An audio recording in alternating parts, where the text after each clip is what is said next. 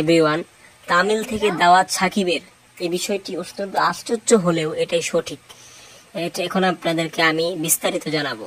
এই যে এই লোকটা দেখছেন, তার নিজের ভেরিফাই ফেসবুক আইডিতে সে লিখেছে, কি লিখেছে সেখানে আপনাদের পড়ে শোনাচ্ছি। এখন দেখেন আপনারা কি লিখেছে এখানে, সারাদিন মিডিয়া সিটিতে আগেই বলেছিলাম বাংলা সিনেমা একটু ব্যতিক্রম প্রমোশন করবে, যা বলিউডও করে নেই। সেরকম কিছু থাকবে। ইতিমধ্যে আমরা শাকিব খানকে নিয়ে দুবাইয়ের সব থেকে সম্মানী এনে দিয়েছি, যা দুই বাংলার প্রথম কোনো অ্যাক্টর পেয়েছে। মুভি রিলিজ বা কন্টেন্ট রিলিজ এসব অবশ্যই পরিচালক বা প্রযোজনা প্রতিষ্ঠানের কাজ। আবার আমার বরাবর কথা ছিল শাকিব খানকে নিয়ে বাংলা সিনেমার আন্তর্জাতিক বাজার প্রতিষ্ঠিত করা। একটু আলোচিত কিছু কাজ করে তামিল ইন্ডাস্ট্রির আইফা থেকে মেগাস্টারে ইতিমধ্যে দাওয়াত পেয়েছেন। আমরা তার শিডিউল মিলিয়ে উঠতে পারিনি। আমরা আরো বড় কিছু চমক আন্তর্জাতিকভাবে প্ল্যান করছি।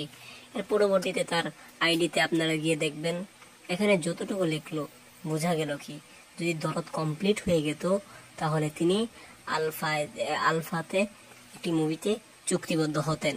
কিন্তু যেহেতু দরদ পিছিয়ে গেছে, এজন্য সেই মুভিতে চুক্তিবদ্ধ হয়নি। তো তারপরে কি লিখছে সেটা আমি আপনাদেরকে এখন দেখাচ্ছি। লিখেছেন, কিছু চমক আন্তরিকভাবে প্ল্যান করছি। সাকিবিয়ানদের বলছি, সিচুয়েশন যাই হোক, আমরা চেয়েছি দরদ নিজেই একটা ফেস্টিভ্যাল হোক, আর সেই রকমই কিছু করার সময় সুযোগ হইতো বা ডিসিশন নিতে ভুল হয়েছে। আমরা হয়তো বলতে পারি অনেকে কিছু, তবে মুভিটা যেহেতু আমাদের মেগাস্টারের, তাই আমরা সেভাবেই দেখবো।